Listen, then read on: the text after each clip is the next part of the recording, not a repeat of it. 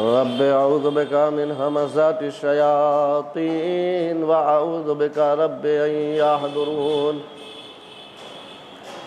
لا حول ولا قوة الا باللہ العلی العظیم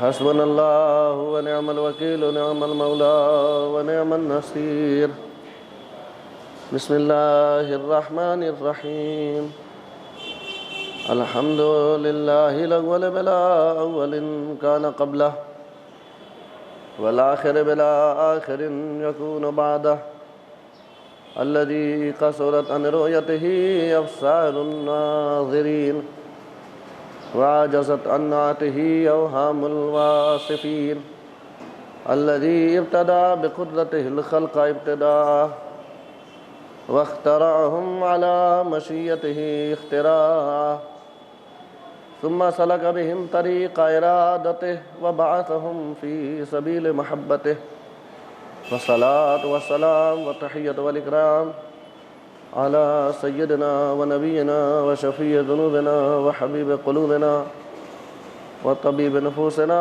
مولانا ومولى الثقلين جد الحسن والحسين أبي القاسم محمد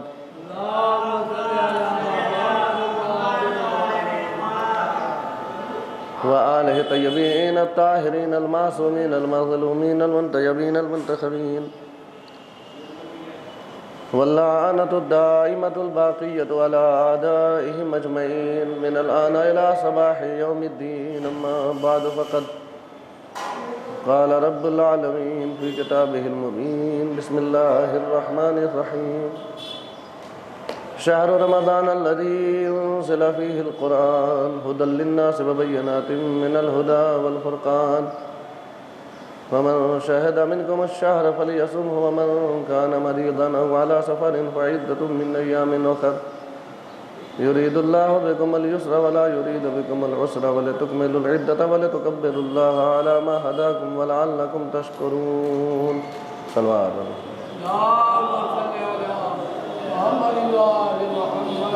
حافظ آسل التماس متبا سورہ حمد و متبا سورہ اخلاص کی تلاوت فرما کر عابس رضوی ابن اختر حسن رضوی ثاقب رضوی مرحوم ابن اختر حسن رضوی جملہ روایت محمد صلی اللہ علیہ وسلم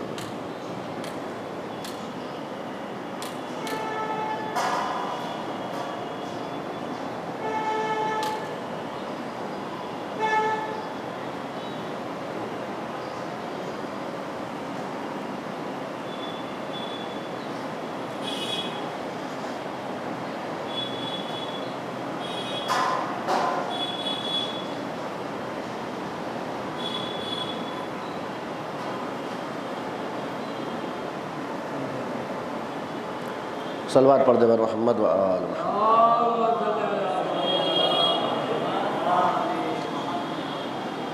شہر اللہ ماہ ضیافت الہی وہ مہینہ جسے اللہ نے اپنی طرف منسوب کیا ہے۔ یوں تو ساری کائنات خدا کی خلق کی ہوئی ہے، اللہ کی پیدا کی ہوئی ہے، ہر ذرہ اسی کا ہے، کائنات کی ہر شے کا مالک صرف اور صرف پروردگار ہے۔ کوئی بھی چھوٹی سے چھوٹی شے ہو یا بڑی سے بڑی شے ہو، چھوٹا سے چھوٹا ذرہ ہو یا بڑا سے بڑا آفتاب ہو، سورج ہو، چاند ہو، کہکشائیں ہوں، ستارے ہوں، سب کچھ اللہ کا پیدا کیا ہوا ہے۔ لیکن اسی کائنات میں کچھ چیزیں ایسی ہیں جنہیں اللہ نے اپنی طرف منسوب کیا ہے، اور یہ صرف اور صرف اس شے کی عظمت و رفعت واضح کرنے کے لیے، جیسے دنیا میں بڑا سے بڑا محل ہو، چھوٹی سے چھوٹی جھونپڑی ہو، کوئی بوسیدہ مکان ہو یا ایک عالیشان بلڈنگ ہو، حقیقی مالک پروردگار ہے۔ ہم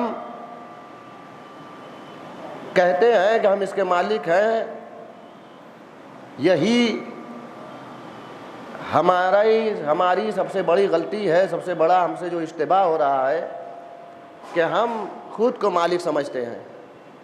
جب انسان خود کو مالک سمجھتا ہے تو مغرور ہوتا ہے، جب خود کو مالک سمجھتا ہے تو گھمنڈ کرتا ہے، جب خود کو مالک سمجھتا ہے تو پھر خود کو کسی کا بندہ سمجھنے کے لیے راضی نہیں ہوتا، خود کو کسی کا غلام سمجھنے کے لیے آمادہ نہیں ہوتا۔ ہم مالک نہیں ہیں، حقیقی مالک ہر شے کا پروردگار ہے۔ ہم عاریتاً اس کے مالک ہیں لیکن حقیقی مالک نہیں ہیں۔ کائنات میں جتنے بھی گھر ہیں سب کا مالک پروردگار ہے، لیکن ایک گھر ایسا ہے جسے اللہ نے اپنی طرف منسوب کیا ہے۔ ان اول بیت وضع للناس للذی ببکۃ مبارکا وہدی للعالمین۔ ایک گھر ہے، بہت اونچا نہیں ہے، سونے چاندی نہیں لگے ہوئے ہیں، ہیرے جواہرات سے نہیں بنایا گیا ہے، اس کی دیواریں نبی نے بلند کی ہیں۔ وَإِذْ يَرْفَعُ إِبْرَاهِيمُ الْقَوَاعِدَ مِنَ الْبَيْتِ وَإِسْمَاعِيلُ رَبَّنَا تَقَبَّلْ مِنَّا إِنَّكَ أَنْتَ السَّمِيعُ الْعَلِيمُ۔ بات آ گئی ہے تو یہ بھی عرض کیے دیتا ہوں کہ نبی خدا جناب ابراہیم اور جناب اسماعیل اللہ کے دو برگزیدہ بندے، دو نبی، دو اللہ کے صالح بندے دیوار کعبہ بلند کر رہے ہیں۔ یہ نقطہ بہت زیادہ ضروری سمجھتا ہوں بیان کرنا۔ دیوار کعبہ بلند کرنے سے نیک کام کوئی ہو سکتا ہے؟ بھئی خدا کا گھر بنا رہے ہیں، اللہ کے کعبے کی دیوار بلند کر رہے ہیں، انہیں تو یہ کہنا ہی نہیں چاہیے پروردگار ہماری اس محنت کو قبول فرما، ربنا تقبل منا، بار الہ یہ جو ہم محنت کر رہے ہیں، جو دیوار کعبہ بلند کر رہے ہیں، تقبل منا، ہم سے قبول فرما لے۔ دو نبی ہیں، گناہگار نہیں ہیں، معصوم ہیں، برگزیدہ بندے ہیں، اور گھر کس کا بنا رہے ہیں؟ اللہ کا۔ خود بھی مبارک ہیں، مبارک گھر بھی بنا رہے ہیں۔ بھئی انہیں تو گارنٹی لینی چاہیے نا، انہیں تو گھمنڈ ہونا چاہیے، انہیں تو غرور ہونا چاہیے کہ ہم بنا رہے ہیں تو یہ ضرور اللہ قبول کرے گا۔ اگر اللہ کے گھر کی دیوار بلند کرنا اللہ قبول نہ کرے تو کس کا عمل قبول کرے گا؟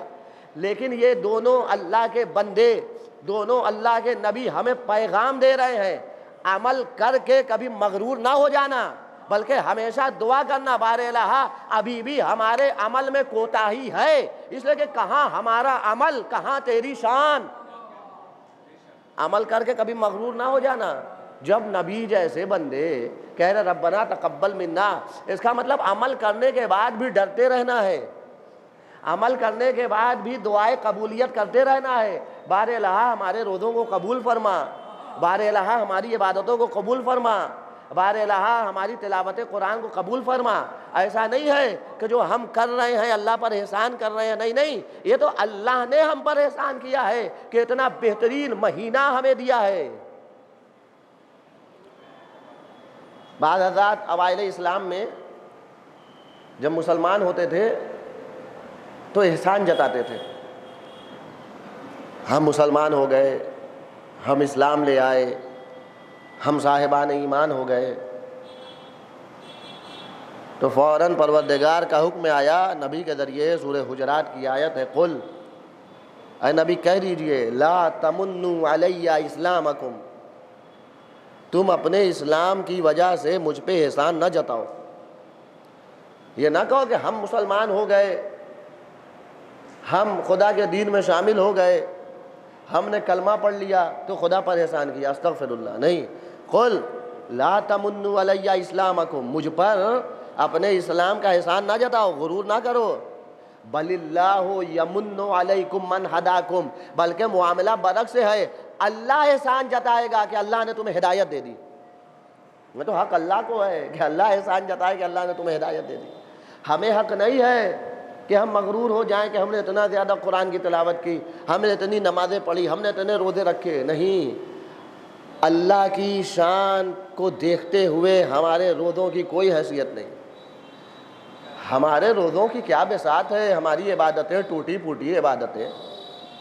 اہل بیت نے، انبیاء نے جب اللہ کی عبادت کی ہے تو آخر میں یہی کہا ہے نا، ما عبدنا کا حق عبادتک، ما عرفنا کا حق معرفتک، ہم نے تیری ویسی عبادت کی ہی نہیں جو عبادت کا حق تھا، ہم نے تیری ویسی معرفت حاصل ہی نہیں کی جو تیری معرفت کا حق تھا۔ تو یہ مہینہ اتنا مبارک ہے، اس کے چند روز بچے ہیں، اللہ نے پورے مہینے کو چند روز کہا، ایام معدودات۔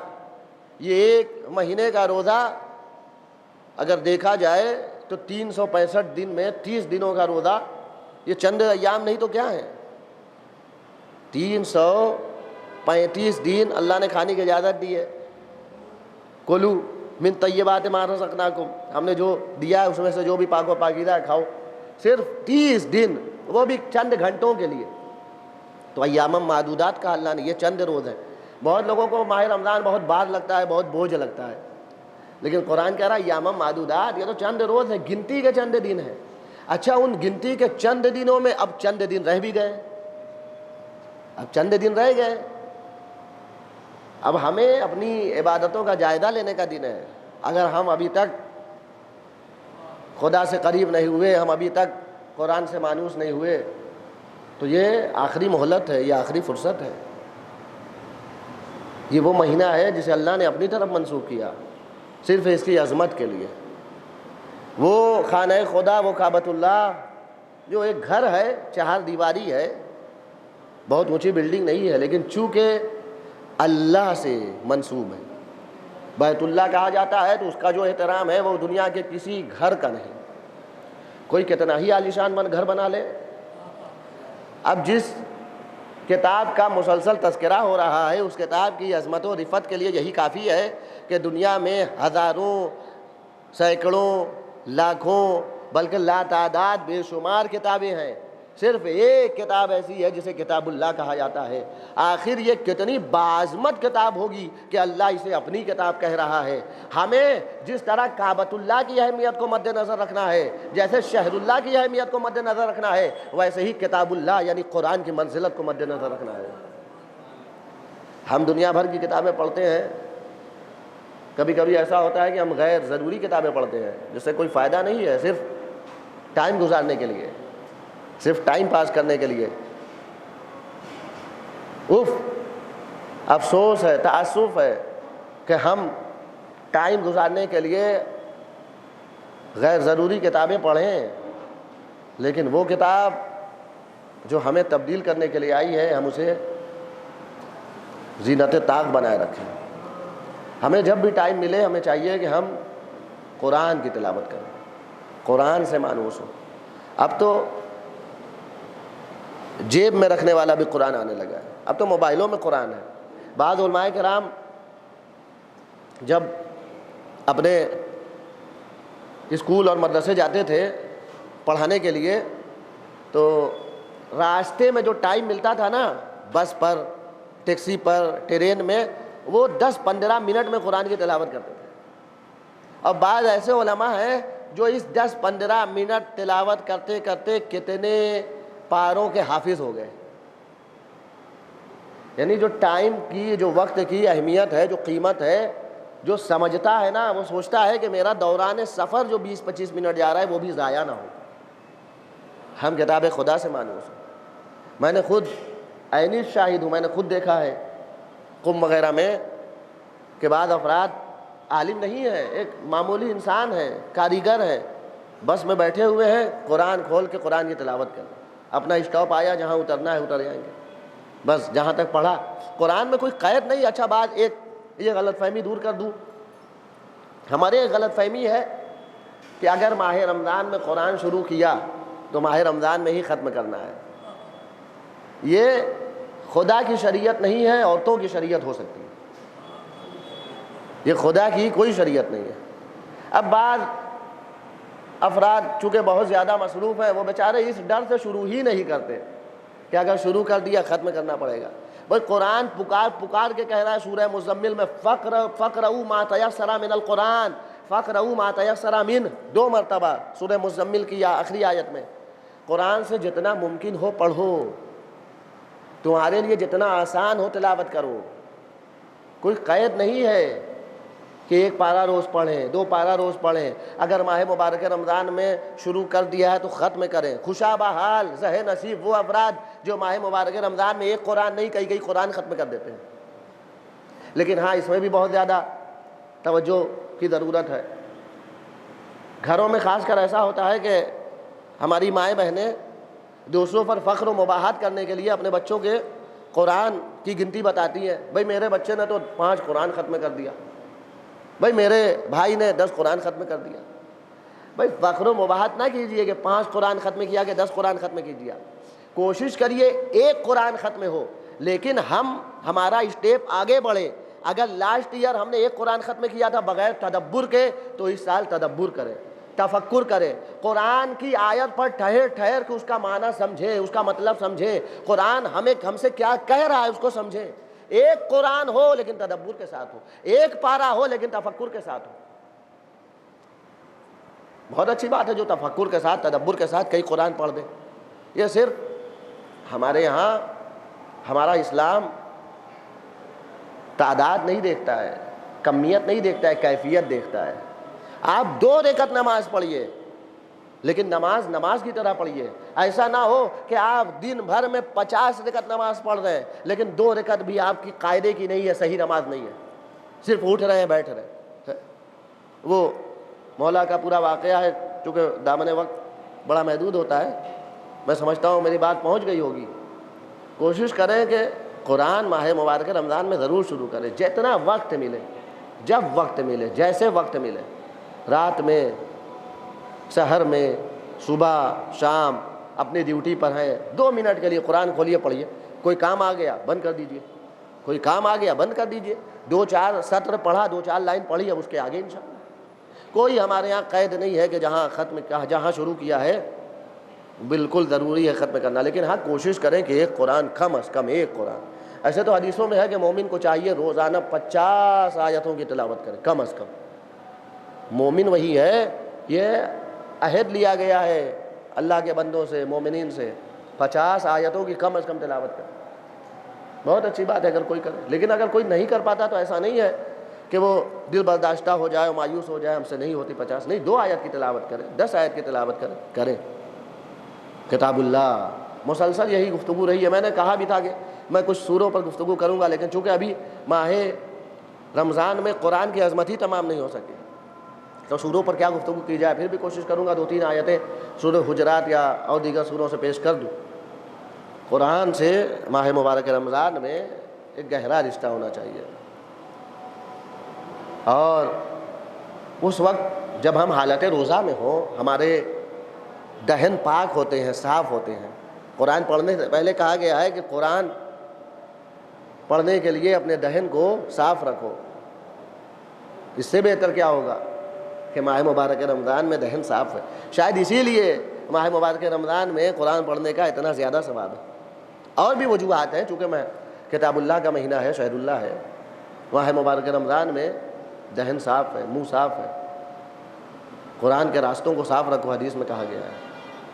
جب پیاس ہو، پیاس کی حالت میں قرآن پڑھنا۔ ہمیں خدا توفیق دے زیادہ سے زیادہ قرآن کی تلاوت کریں۔ یہی پیاس، یہی وہ پیاس ہے جس پیاس نے حر کو حر بنا دیا۔ العطش العطش کی صدا بچے دے رہے تھے۔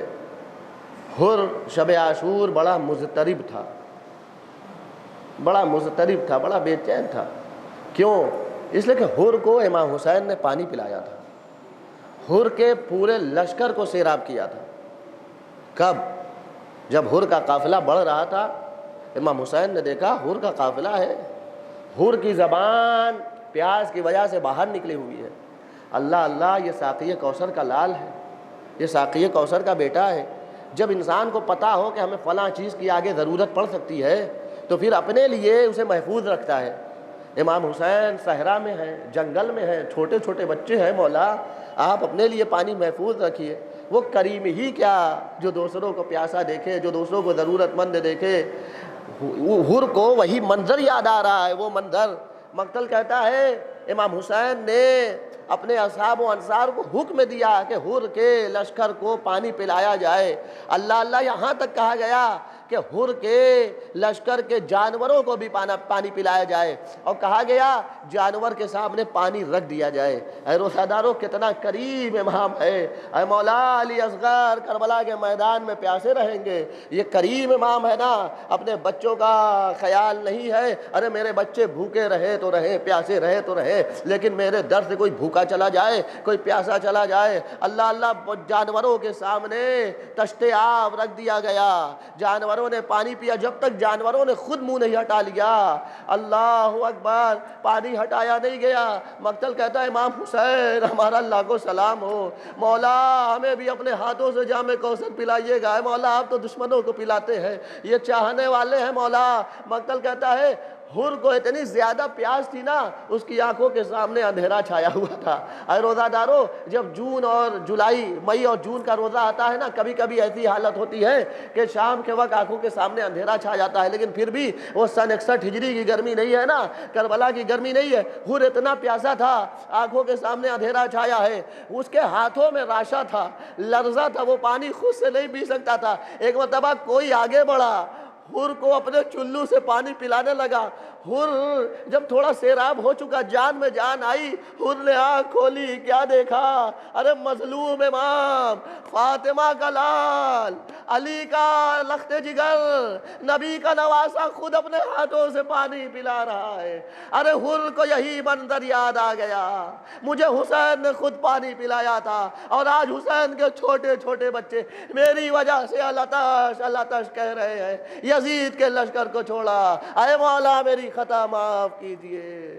اے حر اگر تو آ گیا ہے، تو اس وقت آیا ہے کہ میں تیری ضیافت بھی نہیں کر سکتا، مولا مجھے شرمندہ نہ کیجئے، میدان جنگ کی اجازت دیجئے، جام شہادت پینے کا موقع دیجئے۔ انا للہ و انا الیہ راجعون۔